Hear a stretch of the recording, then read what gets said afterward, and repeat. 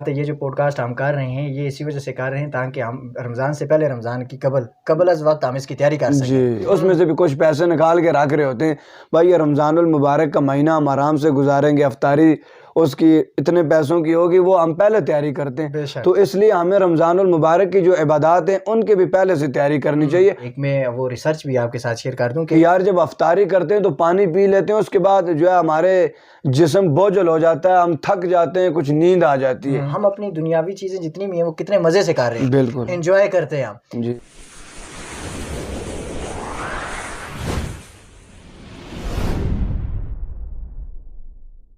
السلام علیکم ورحمۃ اللہ وبرکاتہ، میں ہوں عادل احمد۔ آج ایک اہم موضوع کے اوپر بات کریں گے، چونکہ ہم اپنی زندگی میں اگر دنیاوی اعتبار کے ساتھ اگر کہیں ہم ٹرپ بنائیں کسی جگہ جانے کا، سیر سپاٹے کا، تو ہم اس ٹرپ سے ایک ہفتہ قبل ہی یہ ساری چیزیں تیار کر دیتے ہیں کہ یار ہم نے ایک ایک منٹ وہاں کا کیسے گزارنا ہے اور کیسے اپنی جو میموریز ہیں وہ ساری میموری کو کیسے ہم نے اکٹھا کرنا ہے، کیسے ہم نے انجوائے کرنا ہے۔ دنیاوی اعتبار سے ہم ہر چیز پلان کرتے ہیں، لیکن جب بات آتی ہے دینی اعتبار سے، اور چونکہ رمضان المبارک کا مہینہ آنے والا ہے، کیسے ہم نے اس کو تیار کرنا ہے، گولز کیسے اپنے سیٹ کرنے ہیں، رمضان گولز کیسے بنانے ہیں، آج اس ویڈیو میں ہم اسی موضوع کے بارے میں بات کریں گے۔ اور آج میرے ساتھ موجود ہے میرا ساتھ دینے کے لیے علامہ راشد فاروقی صاحب۔ السلام علیکم۔ وعلیکم السلام۔ جی، آپ کا بہت بہت شکریہ کہ آپ نے وقت دیا، اور چونکہ میرے خیال میں آپ بھی یہ سمجھتے ہیں، ہر دوسرا بندہ یہ سمجھتا ہے کہ ہمیں جتنا ہم اپنی دنیا کو لے کر زیادہ فکر مند رہتے ہیں اور اس کو انجوائے کرنے کے بارے میں سوچتے رہتے ہیں، ہمیں کم از کم اپنے دنوں کو اور خاص طور پر رمضان المبارک کو اپنی آخرت کی تیاری کے لیے اس کو تیار کرنا چاہیے۔ کیا سمجھتے ہیں آپ کہ کون کون سے گولز ہیں جو آپ نے اپنے لیے بھی بنائے ہوئے ہیں اور آپ جو دوسروں کو بھی ریکمنڈ کریں گے کہ ایسے وہ تیاری کریں، ایسے ایسے وہ مقاصد بنائیں تاکہ وہ جتنی بھی رمضان المبارک کی برکات ہیں وہ ان سے مستفید ہو سکیں؟ بسم اللہ الرحمن الرحیم۔ سب سے پہلی بات تو یہ کہ ابھی جو مہینہ چل رہا ہے یہ شعبان کا ہے، جی، اور اللہ کے نبی صلی اللہ تعالیٰ علیہ وسلم نے فرمایا اللہم بلغنا فی شعبان، جی، اللہم بارک لنا فی رجب و شعبان و بلغنا رمضان، کہ اللہ رجب اور شعبان کے اندر برکتیں عطا فرما، و بلغنا رمضان، اور ہمیں رمضان المبارک کے مہینے تک پہنچا۔ یہ بھی ہر ایک مسلمان کی کلمہ گو کی خوش قسمتی، خوش نصیبی ہے کہ وہ اس ماہ رمضان المبارک کے مہینے کو ہم لوگ پھر سے پائیں گے، کیونکہ ماہ رمضان المبارک کا جو مہینہ اگر ایک مسلمان کی زندگی کے اندر دوبارہ لوٹ کر آتا ہے، یہ اللہ رب العزت کی طرف سے ایک بہت بڑا انعام اور تحفہ ہے۔ کیونکہ رمضان المبارک کا جو مہینہ ہے ایک طرف سے دیکھا جائے یہ سیل کا مہینہ ہے، یہاں اللہ رب العزت جہاں ایک بندہ نوافل ادا کرتا ہے اس کا درجہ فرض کے برابر ہو جاتا ہے، فرض کا جو ہے 70 گنا بڑھا کر اللہ رب العزت اسے اپنے بندوں کو عطا فرماتے ہیں۔ یہ اتنا کچھ کرنا، تبدیل کر دینا، یہ صرف اور صرف اللہ تعالیٰ اپنے بندوں کو مغفرت کی طرف لا رہے ہیں کہ جہنم سے بچ کے جنت کی طرف جانے والے بن جائیں۔ اور رمضان المبارک کے مہینے کے اندر جو سب سے اہم جو میری سوچ ہے، میں یہ چاہتا ہوں کہ قرآن مجید کی تلاوت سب سے زیادہ ہو، کیونکہ قرآن کا بندہ جو ایک حرف پڑھتا ہے اسے 10 نیکیاں ملتی ہیں۔ حدیث مبارکہ کے اندر آتا ہے کہ الف لام میم، یہ ایک حرف نہیں بلکہ یہ 3 حرف ہیں، اور جو بندہ ایک حرف پڑھتا ہے اسے 10 نیکیاں ملتی ہیں۔ اور اللہ رب العزت فرماتے ہیں من جاء بالحسنۃ فلہ عشر امثالہا، جو میرے پاس ایک نیکی لائے گا اسے میں 10 کے برابر ثواب عطا فرماؤں گا۔ اب جب ہم نے ایک حرف پڑھا ہے تو 10 نیکیاں مل گئی۔ ادھر قرآن مجید کی دوسری آیت کو ہم دیکھتے ہیں من جاء بالحسنۃ فلہ عشر امثالہا، تو یہ 10 نیکیوں کے بدلے ہمیں 100 نیکی ملے گی۔ تو یہ رمضان المبارک کا مہینہ ہر ایک مسلمان کے لیے اپنی آئندہ آنے والی زندگی کو بہتر بنانے کے لیے، لیکن ہم کرتے ایسے ہیں کہ رمضان المبارک کا مہینہ آتا ہے، ہمارے سروں پر ٹوپی آ جاتی ہے، ہاتھ میں تسبیح آ جاتی ہے، ہم بڑے نیکوکار لگتے ہیں اور مسجد کی پہلی صف میں بیٹھتے ہیں، اور اس کے علاوہ ذکر اذکار بھی ہم کر رہے ہوتے ہیں، درود شریف بھی الحمدللہ کثرت سے پڑھ رہے ہوتے ہیں، لیکن جب یہ مہینہ ہم سے الوداع ہو جاتا ہے ہم ان اعمال کو بھی الوداع کر دیتے ہیں۔ بلکہ ہمیں ان اعمال کو الوداع نہیں کرنا چاہیے. ان اعمال کو ایک مہینے کے اندر ہم ایسی محنت کرتے ہیں، جیسے سکول ہے، بچوں کے پیپر ہوتے ہیں، ایک مہینہ وہ آخری چند دن یا مہینہ محنت کرتے ہیں تو اس سے وہ محنت انہیں ملتی ہے، اس کا پھل ملتا ہے، ان کے پاس ایک سند، ایک ڈگری میں اچھے نمبر آتے ہیں. اب وہ اچھے نمبر انہیں جب تک ان کی حیات ہے، زندگی ہے، وہ اب تک ان کو قائم جو ہے وہ کام آتے رہتے ہیں، اور اس سے وہ آئندہ کی زندگی میں اچھے نمبروں میں آگے عہدوں پر بھی اگر نوکری لگ جاتی ہے تو اوپر چلے جاتے ہیں. تو اس وجہ سے ہمیں رمضان المبارک کا جو مہینہ ہے 30 دن کا یا 29 دن کا ہے، اس کے اندر ہم عبادت کو اس طریقے سے کریں کہ یہ مہینے کے ساتھ خاص نہ کریں، بلکہ عبادت ہماری ایسی ہو کہ ہمارے آئندہ آنے والے جو 11 مہینے ہیں وہ اسی عبادت پر ہوں. 11 مہینوں کے اندر ہم اللہ کی رضا کی خاطر عبادت کریں، اللہ کی رضا کی خاطر کسی سے محبت کریں. اور جیسے قرآن مجید کو ہم نے یہاں ایک مہینہ پڑھا، اب ہماری سوچ یہ ہونی چاہیے اس قرآن مجید کو اب ہم پس پش غلاف کے اندر بند کر کے کسی الماری میں نہیں ڈالیں گے. یہ نہ ہو کہ 11 مہینوں کے بعد ہم قرآن مجید کو اٹھائیں، اوپر مٹی اور دھول ہو، تو یہ قرآن مجید کے ساتھ نہ انصافی ہے. اچھا قاری صاحب، یہ جو آپ تلاوت کی بات کر رہے ہیں نا، تو اس میں تھوڑا سا بھی ایڈ کروں نا کہ جو بندہ 11 ماہ قرآن مجید کی تلاوت نہیں کرتا، اس کی بھی اس رمضان المبارک کے مہینے کے اندر کوشش ہوتی ہے کہ کم از کم میں ایک قرآن لازمی تلاوت کروں. جی بالکل ایسے. اور جب وہ ایک قرآن مجید کی تلاوت کرتا ہے، یا کیوں نہ وہ تھوڑا سا اس کو پلان کر لے کہ میں نے ہاف پارا جو ہے وہ صبح کو وقت پڑھنا ہے، ہاف دن میں پڑھ لینا ہے، کہیں 10 منٹ وہ لازمی اپنے لیے نکالے، اس طرح سے تلاوت کرے کہ اس کے مفہوم کو سمجھے، ترجمے کے ساتھ پڑھے. جی بالکل ایسے کہ وہ کیا کہہ رہا ہے قرآن مجید. اس طرح سے پھر وہ جو ہے وہ اٹیچ ہوگا، اسے پتہ چلے گا کہ اللہ تعالیٰ کا کیا حکم ہے. تو اس طرح سے اگر وہ تلاوت کرتا ہے تو میرے خیال میں اور زیادہ بہتری آ سکتی ہے. بالکل ایسے ہی ہے. اور یہاں آپ نے یہ بات بتلائی کہ ہر دن تھوڑا تھوڑا قرآن مجید کی تلاوت ہو. حدیث مبارکہ کے اندر آتا، آپ علیہ الصلوۃ والسلام نے فرمایا احب الاعمال الی اللہ ادومها وان قل. اللہ کے ہاں وہ عمل سب سے زیادہ محبوب ترین عمل ہے جو ہر دن ہو لیکن تھوڑا تھوڑا ہو. اب ہم رمضان المبارک کے مہینے کے اندر یہ ترتیب بنا لیتے ہیں، حفاظ اکرام کے علاوہ جو عام لوگ ہیں، جیسے آپ نے بات کی کہ جو لوگ 11 مہینے قرآن مجید کو نہیں اٹھاتے، اس مہینے کے اندر ان کی کوشش ہوتی ہے کہ وہ قرآن مجید کو مکمل کریں. جی تو وہ اس رمضان المبارک کے مہینے سے ایک یہ چیز بھی لیں، یہ سبق لیں کہ جہاں ہم نے رمضان المبارک کے 30-29 دن کے اندر 30 پارے پورے کیے، کیونکہ رمضان المبارک کا مہینہ تو 29-30 کا ہو جاتا ہے لیکن سپارے 29 نہیں ہوتے. قرآن مجید 30 کا 30 ہی، اور انشاءاللہ قیامت تک رہے گا. جب قیامت آئے گی تو پھر یہ ختم ہو جائے گا سلسلہ. تو اب جو ہے انہیں اس رمضان المبارک کے مہینے سے یہ سبق لینا چاہیے. چلو رمضان المبارک کا مہینہ ہوتا ہے، بعض اوقات ہم لوگ چھوٹے پہ ہوتے ہیں یا فارغ بیٹھے ہوتے ہیں، زیادہ تر ہماری توجہ عبادت کی طرف ہوتی ہے، عام دنوں میں ہماری مصروفیات کام کاج زیادہ ہوتے ہیں. تو پھر ہم یہ کر لیں جہاں ہم ایک سپارہ تلاوت کرتے ہیں وہاں آدھا کر لیں. جیسے میں نے حدیث مبارکہ احب الاعمال الی اللہ ادومها وان قل، اللہ کے ہاں وہ عمل بہت محبوب ہے جو ہر دن ہو لیکن تھوڑا تھوڑا.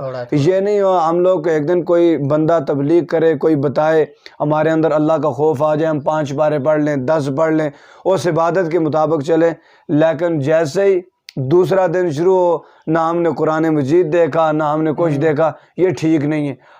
ہم ایک ہی صفحہ 10 آیتیں نہیں، میں تو کہتا ہوں ایک آیت بھی پڑھیں، ہم ہر دن پڑھیں. اب ایک آیت کے اندر کتنے حرف ہیں، کتنے الفاظ ہیں، یا ہم گنیں تو نہ گنیں تو یہ اللہ کی ذات جانتی ہے. پھر ہمیں اس پر کتنی نیکیاں، اگر ہم روزانہ جیسے ایک حرف پر 10 نیکیاں، اور دوسری طرف آتا ہے کہ اللہ فرماتے ہیں کہ ایک نیکی لاؤ گے 10 کے برابر ثواب دوں گا.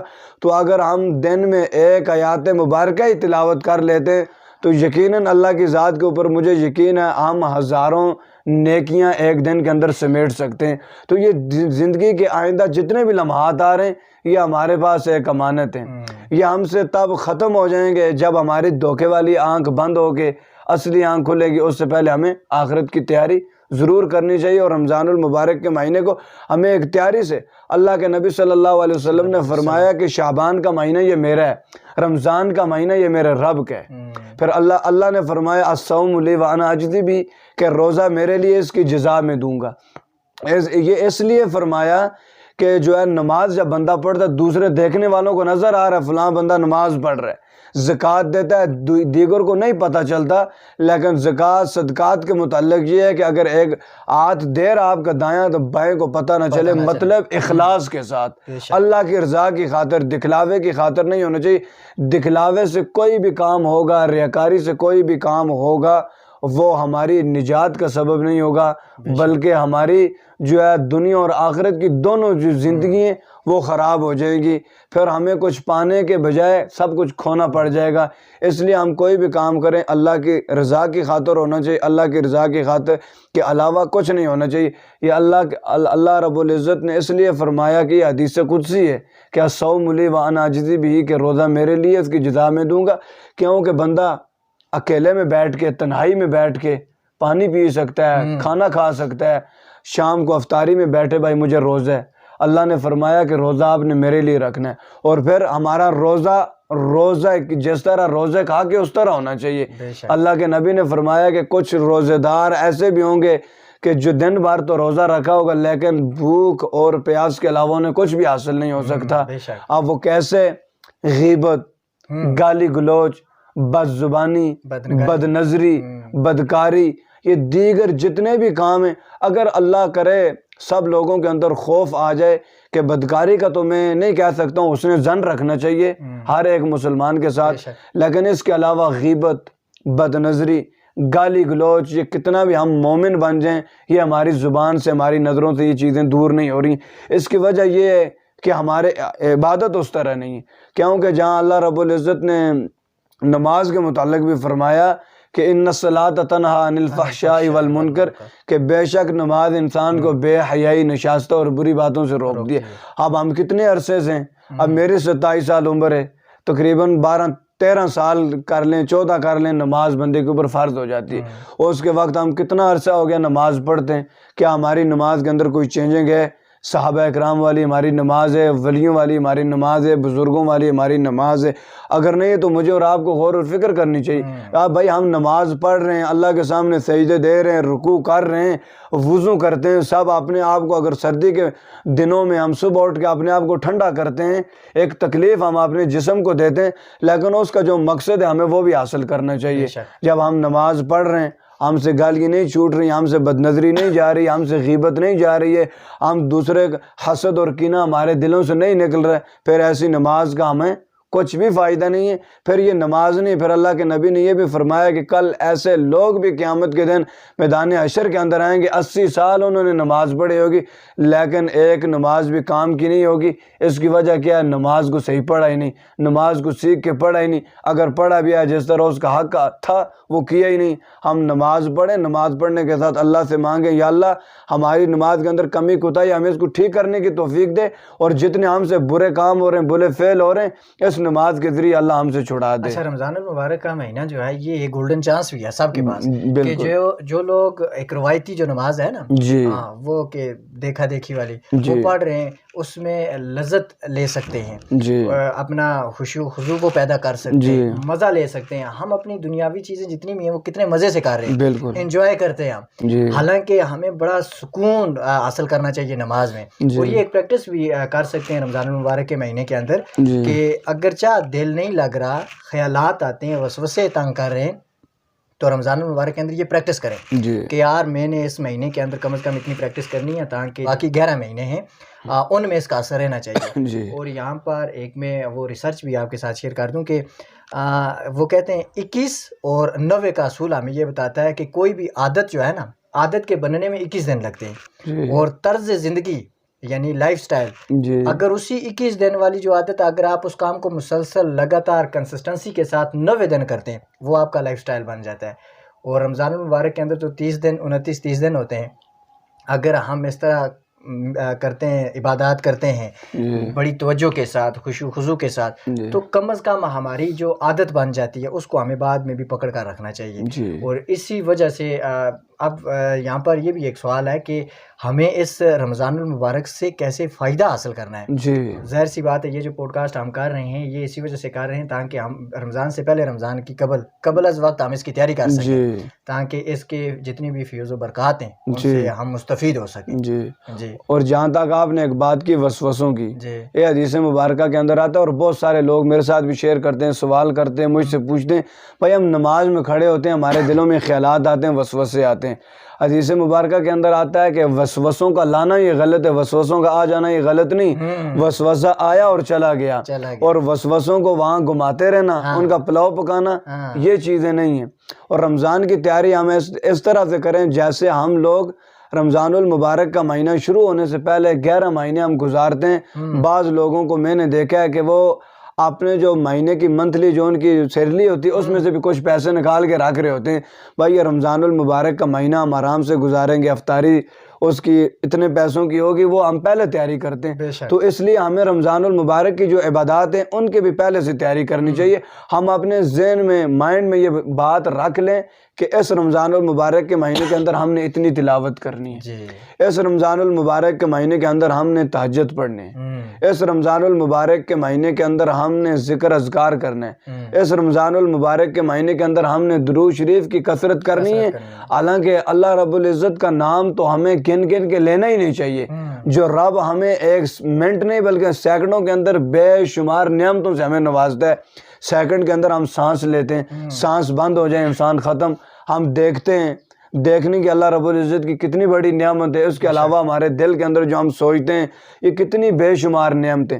تو اس لیے ہمیں اللہ تعالیٰ کی ان نعمتوں کی ناشکری بھی نہیں کرنی چاہیے. اور جہاں تک میں نے بات کی ان چیزوں کی کہ ہم اپنے مائنڈ میں ایک چیز کو رکھ لیں, بھائی اس رمضان المبارک کے مہینے کے اندر مثلاً ہم نے 1,00,000 مرتبہ درود پڑھنے, تو یہ ہم ان چیزوں کی ایک ذہن بنائیں گے, مائنڈ میں رکھیں گے یہ چیزیں, تو پھر یہ ہماری ہو سکتی ہیں. اگر ہم یہ کہیں کہ بھائی ہم تلاوت بھی کریں گے, نماز بھی پڑھ لیں گے, یہ وہ ایسی چیزیں نہیں ہوتی ہیں.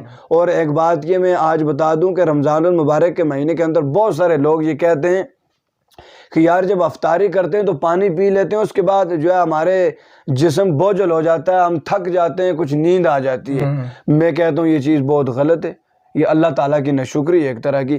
کیونکہ افطاری کے اندر ہم بے شمار اللہ رب العزت کی نعمتیں استعمال کرتے ہیں. اللہ کی نعمتیں استعمال کرنے کے بعد, ان کو کھانے کے بعد, ان سے مستفید ہونے کے بعد ہم اللہ کی جو ہے عبادت نہیں کرتے. میرے خیال میں یہ اللہ کی وہ نعمتیں نہیں ہمارے لیے, بلکہ یہ کچھ زحمت کے طور پر ہمارے لیے ہو سکتی ہیں.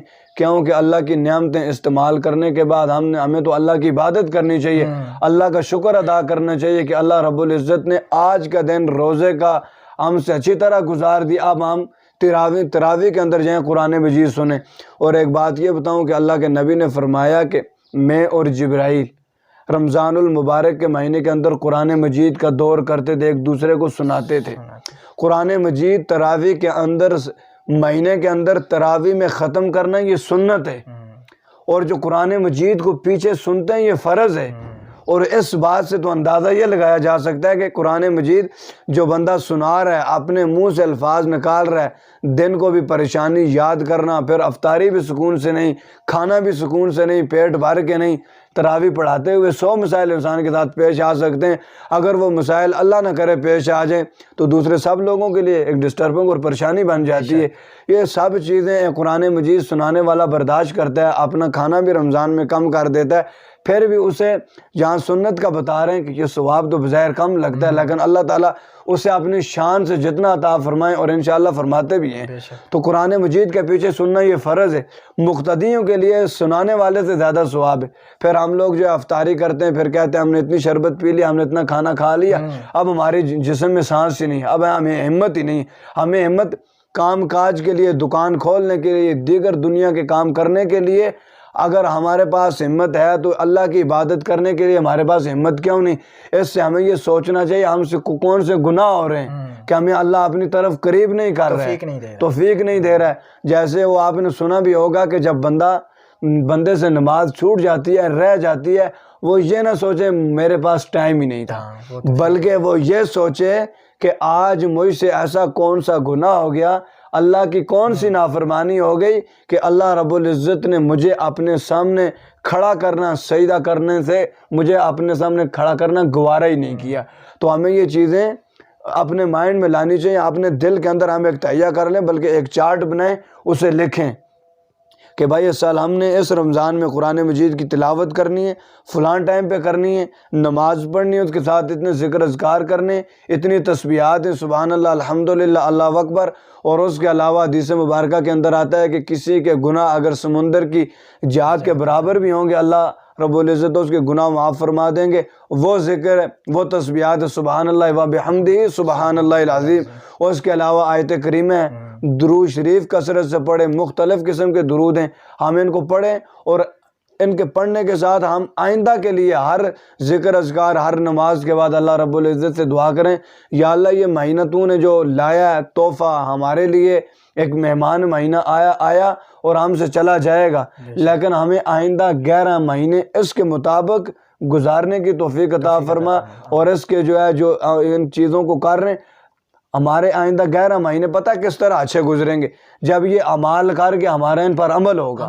عمل نہیں ہوگا، ادھر کا کیا ادھر ہی رہ جائے گا، پھر اگلا ہمارا ہم سے نہیں ہو سکتا ہے. عمل ہوگا، عمل کے ساتھ سب کام بنتے ہیں، عمل کے علاوہ کچھ بھی نہیں ہو سکتے. بے شک. جی ایک بات میں یہاں پر ایک اور کر دوں کہ جب شعبان المبارک کا مہینہ 29 تاریخ یہ 30 ہو رہی ہوتی ہے، تو بہت سارے گھروں کے اندر جو بزرگ لوگ ہوتے ہیں یا عورتیں ہوتی ہیں، وہ روزہ رکھنا شروع کر دیتی ہیں. وہ کہتی ہیں کہ روزہ لوگ جو ہے کمیٹی والے، ہلال کمیٹی والے روزہ کھلا دیتے ہیں، تو وہ روزہ رکھنا شروع کر دیتی ہیں. اب وہ کہ ان کی ایک ترتیب ہوتی ہے، 29 کو بھی رکھ لیتی ہیں، 30 کو بھی رکھ لیتی ہیں. آگے اگر رمضان المبارک کے مہینے کے روزے 29 ہوتے ہیں تو وہ کہتی ہیں ہمارے 30 ہو گئے. یہ بات بالکل حدیث مبارکہ سے نہیں ملتی ہے.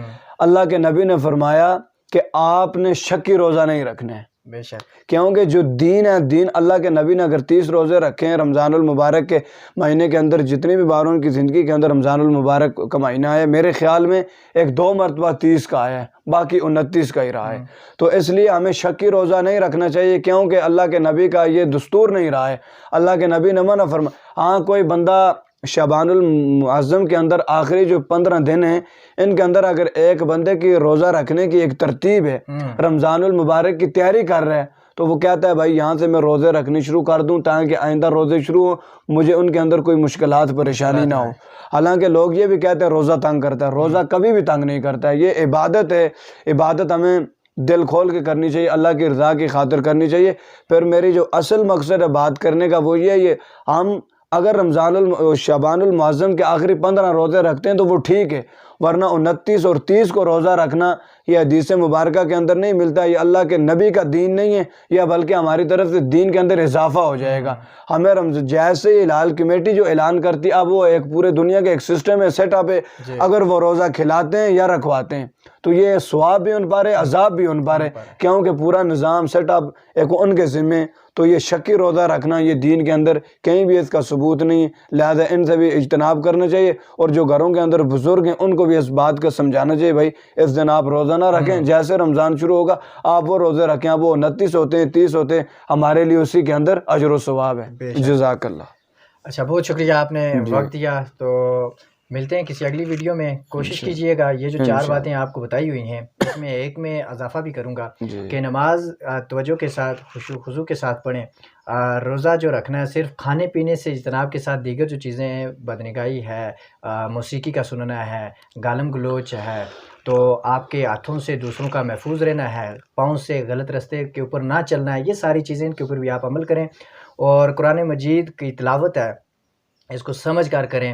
اور ایک تو آپ قرآن مجید کی تلاوت جو ایک قرآن مجید آپ مکمل کرتے ہیں 1 ماہ کے اندر، ایک ٹارگٹ وہ ہے. اور دوسرا 5 سے 10 منٹ رکھ لیں تاکہ ہر آیت کو آپ نے دن میں اگر ایک ہی آیت پڑھ رہے ہیں اس کو سمجھ کر، اس کے مفہوم کو، مطلب کو سمجھ کر پڑھنے کی کوشش کریں. اور جو چوتھا جو گول ہے جو میں اس کا اضافہ کرنا چاہوں گا وہ یہ کہ ہم اپنی دنیاوی کامیابی کے لیے بہت ساری کتابیں پڑھتے ہیں، بہت موٹی موٹی کتابیں پڑھتے ہیں، دن رات ہم تیاری کرتے ہیں.